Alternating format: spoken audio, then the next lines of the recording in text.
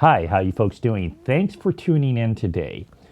I'm excited about being part of this program. My name is James Clem. I've been a dentist for quite a few years. But more importantly, I've been an in-office CAD/CAM user for over 15 years. And I really have enjoyed the process in my career. I'm excited about introducing the CS6 furnace by Ivoclar. This furnace presents some brand new technology in our firing portfolio, both for ceramics and for zirconia. It's vacuum assisted. Also for Emax, it has a super speed cycle of just a little over 11 minutes. That's made a huge difference in my clinical theater. We also have speed cycles for zirconia, but that's not the most important thing to me about this furnace. It also creates more translucency because it has brand new vacuum assisted technology. It also provides oxygen for our color ions in our zirconia that makes better looking zirconias, both for translucency and for colors. My goal is to keep this presentation uplifting and inspiring, and also to keep it practical for our clinical theater. It does make a difference, and it's made a difference in my clinical theater for the last few months. Let's go ahead and get this thing rolling.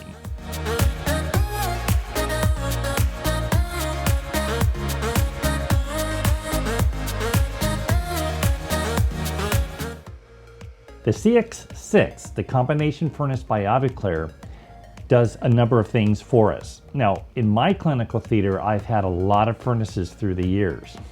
I have multiple zirconia furnaces. I have multiple ceramic furnaces. I'm an educator and I do a lot of clinical testing. This furnace, though, takes all those other furnaces and combines them into one with additional assets, and that's the vacuum and the oxygenation of the zirconia. Let's start first with ceramics. This furnace is just not made for Ivoclar ceramics. There are 60 programmable cycles that you can program with a vacuum for third-party brands, and that's really important for us in our CAD/CAM clinical theater. Now with Emax, there is a super speed cycle. So how does that happen? Most of our furnaces have our firing chambers and our drying cycles that come down. With the CS6 furnace, which has a really nice footprint, small size, so it can fit anywhere in our office, the firing platform actually descends down into the furnace. So while the speed drying cycle is happening, the hot air ascends, and it takes the fluid and moisture within our ceramic glaze and stain or ceramic powders, and it evaporates it up and out. As a result, there is significant savings of time, particularly with the Emax cycle, which is just a little over 11 minutes. And for your stain and glaze and your corrective cycles, it saves just about 5 minutes of time. And that's a big deal. I do a lot of Emax in my clinical theater. And when I have that time savings, it's really lowered, get this, it's lowered my stress. I don't know about you folks, I hate running behind schedule, or if I'm coming up to a tight schedule. It's nice to have that extra turnaround. In fact, the other day, I did about 5 Emaxes on 5 different cases. So think about that, 5 times 5, that's 25 minutes of better time management in my clinical theater. So I really appreciate the speed cycle with Emax. There are several program cycles for the ZirCAD MT and LT. So here's the question. How does the CS6 make a clinical aesthetic difference when you're using the speed cycle and you have a vacuum assisted and also an oxygenation process for the colors? What it does is it creates optimal translucency like the long cycle, my S1, and it also enhances the color ions that are in these multi-blocks to make them look natural. Before I knew how this furnace worked, I started to observe things that I hadn't seen before in a speed cycle. Now I have the S1 Programat by Ivoclar, and that's their good sturdy zirconia furnace. And my favored cycle for ZirCAD LT, which is a 3Y zirconia, so that means it's really opaque and really strong. The cycle for that is a little over 9 hours. That doesn't happen, in one appointment. I would have to process these overnight and bring the patient back when I'm doing a long span bridge, or if I have minimal room on those second molars, because we can go to a minimal thickness of 600 microns with the Zircad LT, because that's a 3Y, and sometimes I need that for my distal teeth, but I want them to look really good. So I'd bring the patient back. I have compared my long 9+ hour cycle in my S1 furnace to the speed cycle for the 3Y in the CS6, and it's hard for me to tell the difference.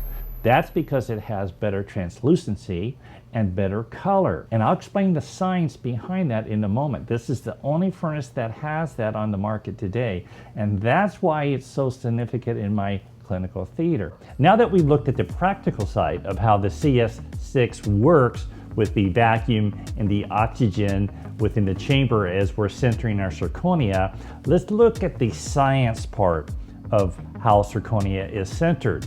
When zirconia comes to us, it's about 50% porosity, which means it's larger, right? One of the things we do before we mill is there's a code on your block that allows the computer to know what the shrinkage factor is when you machine. So what's happening there is that it accounts for the porosity in the block, and as those crystals regrow, the restoration becomes smaller. So as this centers, what's going to happen is that porosity is going to diffuse, get smaller, and the crystals are going to grow in size. But there's actually a shrinkage because we see less porosity. That can also impact the aesthetics of your zirconia. So what does the vacuum do? So when the furnace centers, there's a S-curve in the firing. So there's a phase 1, 2, and 3. The first phase, 1 and 2, happens rapidly. So as the crystals mature with phase 1 and 2, the vacuum is going to take and remove that air.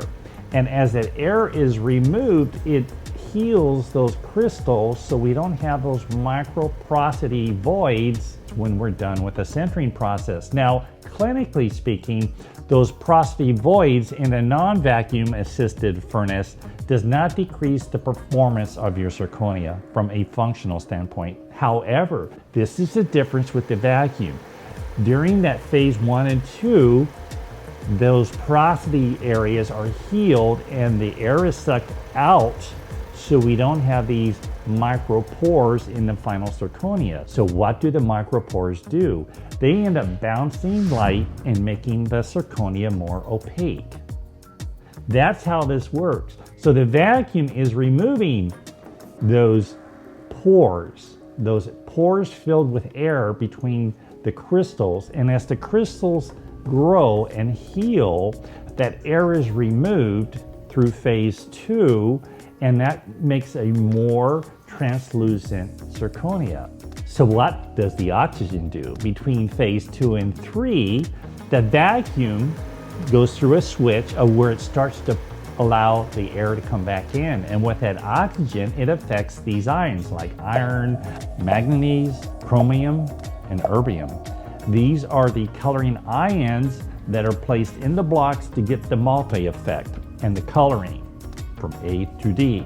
So that combination is enhanced with oxygen, so it stabilizes these ions and you get better color. Now without the oxygen, there's a tendency to get more of a gray and opaque with those colors, so there's less translucency. So this is how it works. It's amazing. So between the vacuum and where it's removing the air, and the next phase of the process is letting the oxygen back into the chamber between 2 and 3, so the vacuum works both ways, we see an enhancement in color, translucency, and that is a game changer in our clinical theater. When we first got into zirconia chairside, really all we had was 3Y, and the biggest problem with that was the opacity. There's a value to providing one appointment dentistry, which our patients really appreciate. I now have that in the CS6 for even my high strength zirconia. This furnace is also really nice for the aesthetic zirconia like the Zircad Multi. Now let's talk about Zircad Multi. One value of it that I really appreciate, particularly for bridges, is that the cervical side of the block is in a 4Y zirconia, so that means it has more strength. The occlusal, or the incisal portion of the block, is a 5Y. What does that mean? It has the optimal aesthetics and strength for what we need for bridges. And I've really enjoyed using that, as you can see here in this illustration. Now for me, I also occasionally use infiltration, and that's where we pre-color with coloring ion fluids on our green zirconia. That's a pre-sintered zirconia, and that will enhance saturation, color addition, and also create the illusion of translucency. This furnace has a drying cycle, which we need to dry, or if you have a wet zirconia process, it also has a drying cycle for that. And even with these additional steps, I have found this to be a very productive turnaround. These colors have better saturation, and it just really looks nice. Now that we understand how the furnace works, what's the practical side for us? In my clinical theater, there's 3 things I'm looking at to really make sure I'm proficient with my workflow. Number 1 is how we prepare the clinical mouth. There's a lot of principles behind that. You have your diagnosis, you have the desires of the patient, you have your biomechanical aspects of the mouth and how the mouth functions. That often will dictate the material we choose, and then we have aesthetics. The most important thing whenever I'm designing and using my software, which is the second phase of my efficiency, is how I prepare. And there's one factor in preparation that really makes a difference, particularly when we're working through our software workflow, and that's the reduction. So here's the thing that I want to convey here.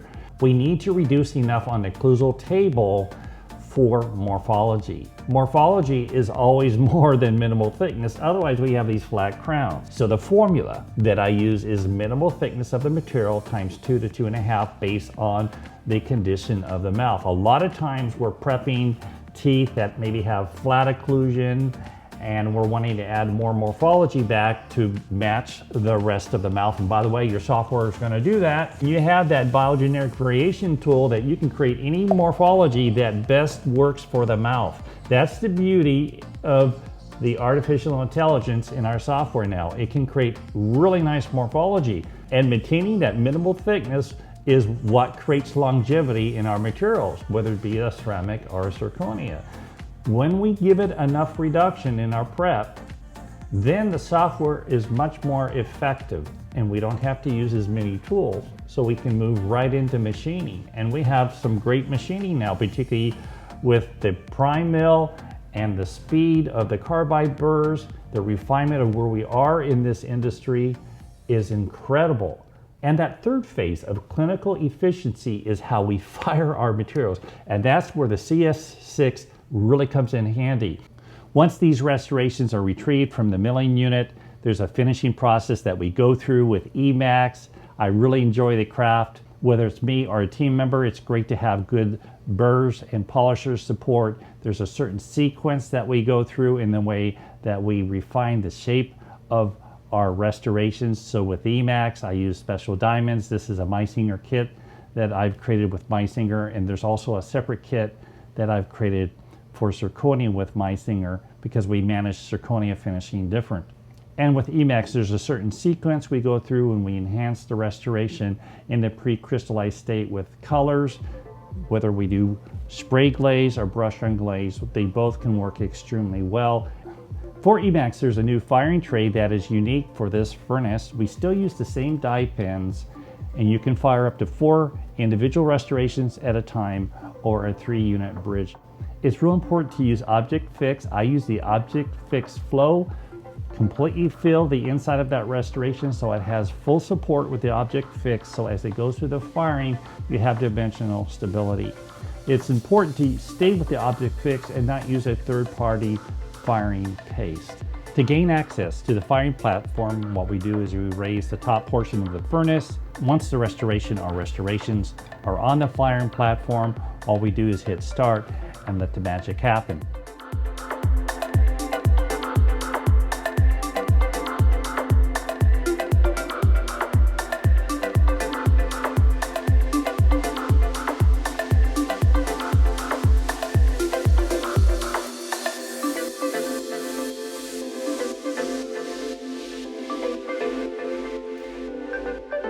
Once that comes out of the furnace, you can see the finish is really nice. I always do a post glazed superficial gloss finishing with some diamond paste and also polishing those margins. But the end result is incredible in a much shorter period of time with the CS6. Now for zirconia, there's several things I like to do once we come out of the milling unit. I like to enhance the texture and do pre-centered luster finishing.